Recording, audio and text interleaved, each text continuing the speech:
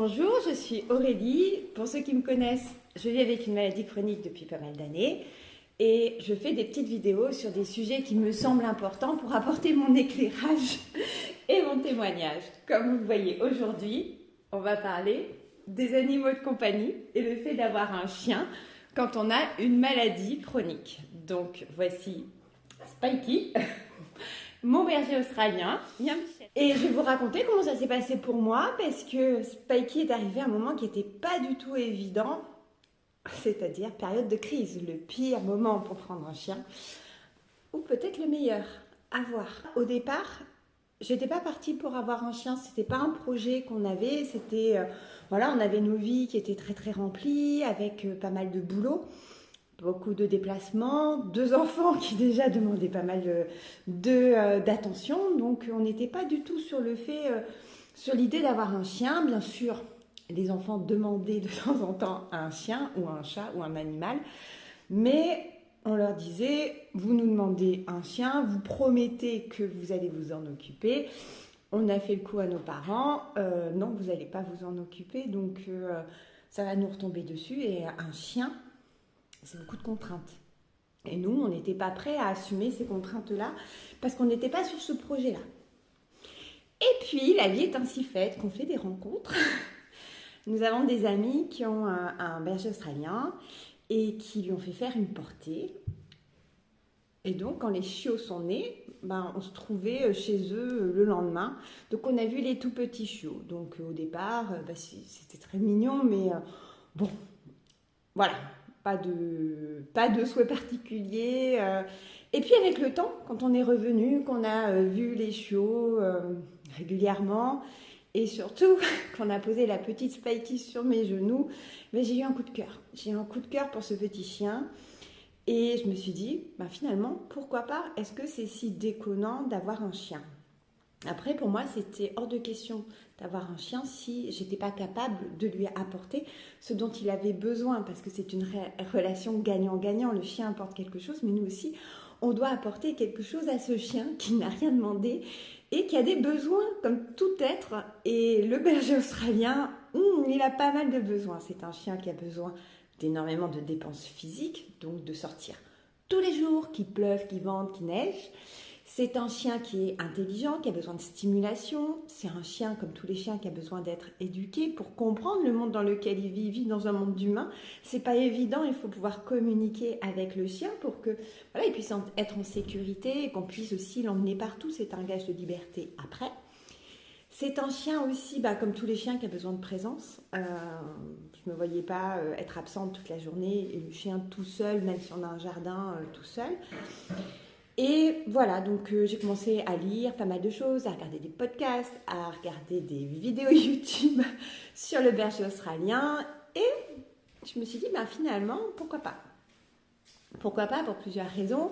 Parce que avec le Covid, télétravail, donc le télétravail était possible 2 jours par semaine pour moi. Donc ça faisait déjà 2 jours de la semaine où j'étais là. Les enfants sont là le mercredi après-midi, non pas collège. Mon mari, qui est beaucoup en déplacement, il a des moments où il est là à la maison, en home office.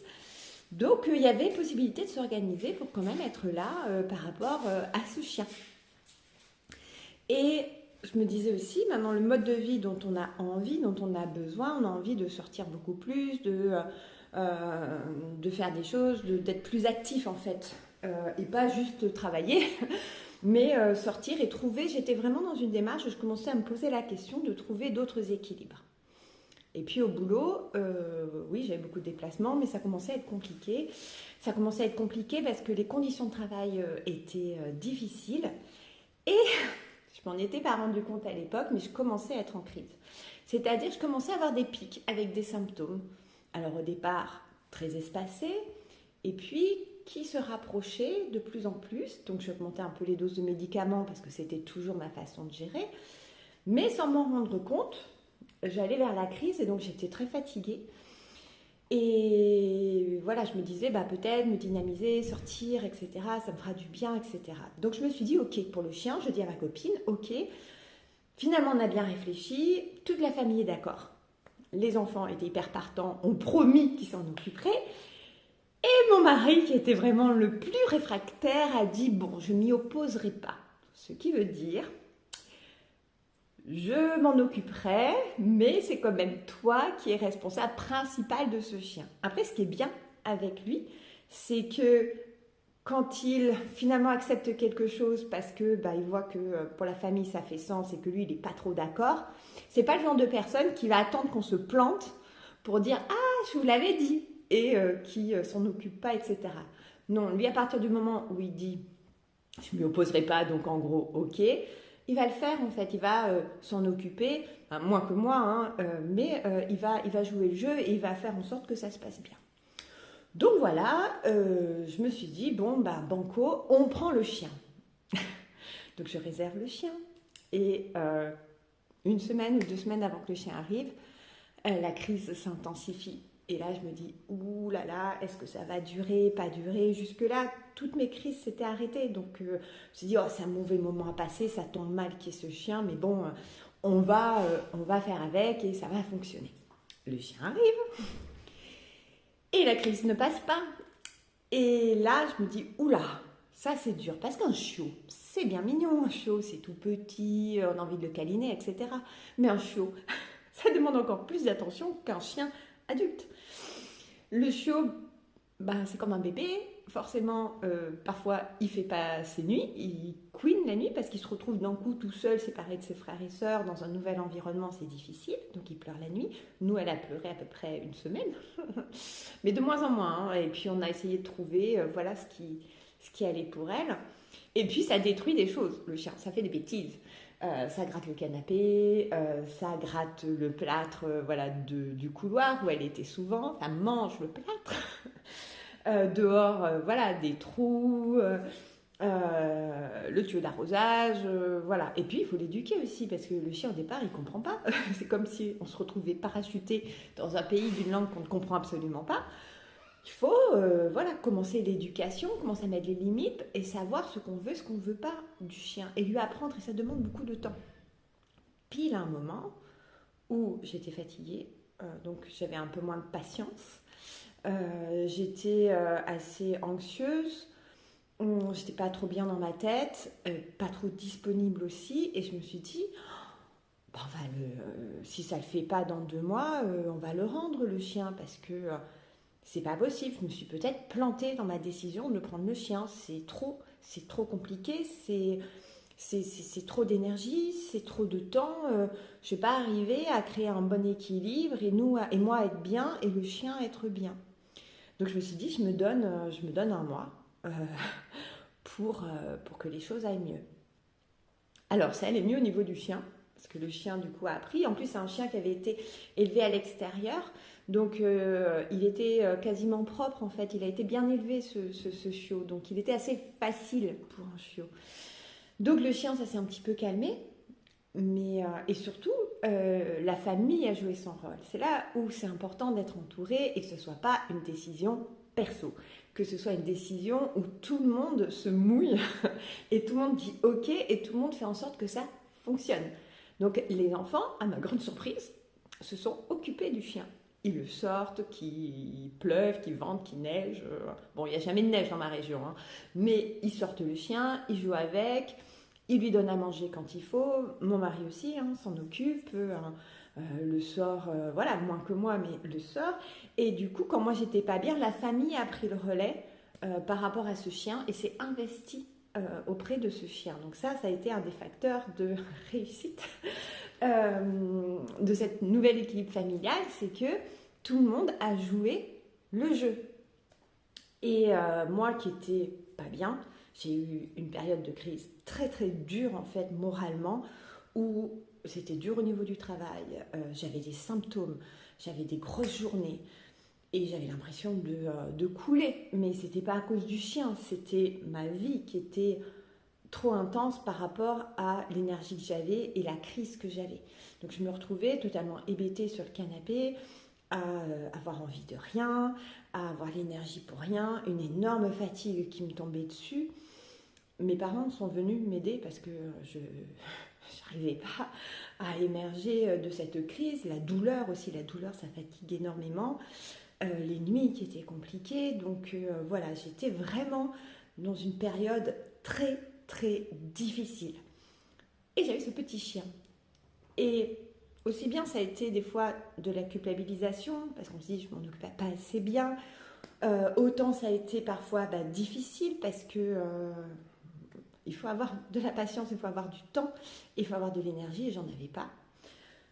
Mais ça apporte aussi, comment dire, un autre projet, une autre dynamique. Moi, ça m'a fait voilà, me raccrocher à des petites choses. Sortir le chien. Alors, avec des symptômes de RCH, c'est pas évident de sortir de chez soi. Mais voilà, faire le tour du quartier, juste le tour du quartier, chose que je ne ferais pas toute seule. Mais là, avec le chien, c'était possible. Donc, et puis, j'avais pas envie, j'avais pas l'énergie, et je voyais ce pauvre chien qui me regardait avec ses grands yeux. J'étais bien obligée de le sortir. Donc voilà, j'ai dû me prendre aussi en main par rapport à ce chien. Et ce chien m'a aidée à avoir des repères dans la journée parce que j'étais en arrêt de travail. J'étais un petit peu voilà, il n'y avait pas d'activité cadrée. Et ces journées qui étaient très longues, où j'avais envie de rien, où j'avais l'énergie de rien, au moins, sortir le chien, c'était à plusieurs petits moments, c'était un repère et c'était un moment qui finalement me faisait du bien. Et il y avait d'avoir aussi ce support affectif, d'avoir voilà, ce chien qui était content de me voir tout le temps, qui était là, qui était toujours à mes pieds ou qui était à côté de moi. Et ça a été un grand soutien aussi affectif parce que le chien, il est là, il aime, mais il demande pas de contrepartie. C'est pas lui qui demande, c'est nous qui nous disons je vais m'en occuper parce que j'ai envie que ce chien aille bien. Mais voilà, il y a cet amour tout simple. Et quand on n'est pas bien, parce qu'avec la RCH, il faut savoir que la moitié des personnes qui sont en crise ou même en rémission après ressentent beaucoup de fatigue. Il y a aussi de l'anxiété, il y a aussi de la dépression. Donc ça fait partie de la maladie. On n'en a pas toujours conscience, mais ça fait partie de ça. Et le fait d'avoir cet animal, ça m'a aidé par rapport à ça.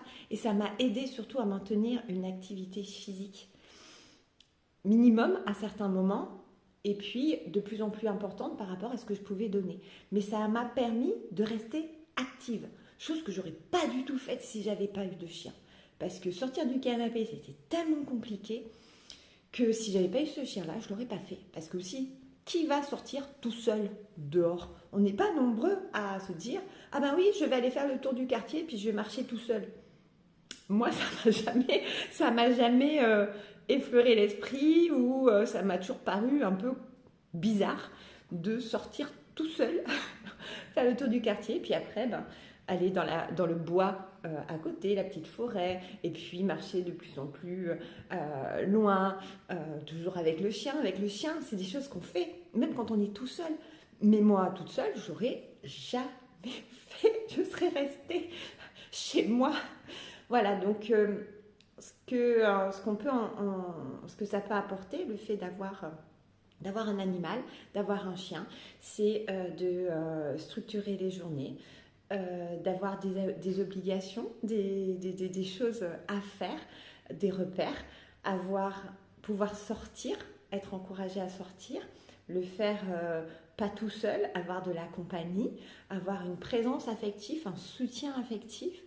Et aussi, moi, ce que ça a apporté, c'est une dynamique familiale. Les enfants, ados, ça ne les intéressait plus trop de sortir avec leurs parents, surtout pour aller faire un tour à côté de chez eux qu'ils connaissaient, ou même parce qu'à côté de chez nous, il y a aussi des grands sentiers où on peut faire des grandes balades. Et les enfants, ados, n'étaient plus trop intéressés par rapport à ça. Et le fait d'avoir un chien, ça a remis aussi de la cohésion dans la famille. Et de pouvoir, voilà, les enfants venaient parce qu'il y avait le chien promener. Donc, il y avait plus de moments familiaux partagés, plus de moments à l'extérieur. Il y avait aussi, pour les enfants, le fait de se décentrer un peu et de se dire, on va s'occuper d'un autre et pas que de soi. Et il n'y a pas que ce qu'on veut soi qui compte. Il y a aussi ce qu'on fait pour l'autre. Et faire pour un animal, ça apprend plein de choses humainement. Et puis aussi, ça a permis que dans cette période très difficile, très anxiogène pour les enfants aussi, quand on voit une maman qui va pas bien, une maman qui reste sur le canapé totalement hébétée, une maman qu'on croyait capable de tout affronter, qui avait toujours été hyper active, se retrouver en position de vulnérabilité, c'est pas facile, ça apporte quelque chose de difficile dans la famille. Et le fait d'avoir ce chiot et ce chien, ça apporte aussi du bonheur. Ça amène quelque chose de positif dans une période un peu grise, un peu compliquée. Ça me rend heureuse de la voir courir dans les bois, totalement libre. Voilà, lui lancer un bâton, l'avoir ravi, m'amener le bâton. Bah, c'est des petits moments de bonheur, c'est des petites choses. Il faut que ce soit plaisant. Si on fait de l'activité physique, si on sort, il faut que ça soit un petit peu sympa. Sinon, ça ne sert à rien. Si c'est une corvée, si on sort pour sortir, parce qu'on sait qu'il faut un peu d'activité physique quand on est malade et que sortir, ça fait du bien, il faut que ce soit agréable. Sinon, on ne le fait pas tous les jours. Et donc, voilà, quand on veut un animal, se poser la question, est-ce qu'on en a vraiment envie? Est-ce qu'on va pouvoir vraiment apporter quelque chose pour ce chien, pour avoir un chien équilibré, un chien heureux, parce qu'un chien heureux équilibré, ça rend aussi ses maîtres heureux. Donc voilà ce que je voulais partager sur mon expérience avec ce chien. Voilà. Donc toujours la même chose, hein. J'espère que ça vous a apporté quelque chose.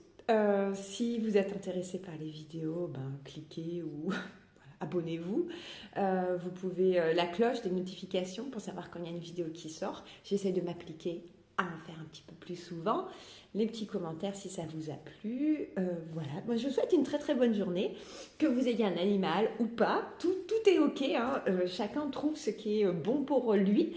Voilà, partagez et je vous dis à très bientôt, à la prochaine fois.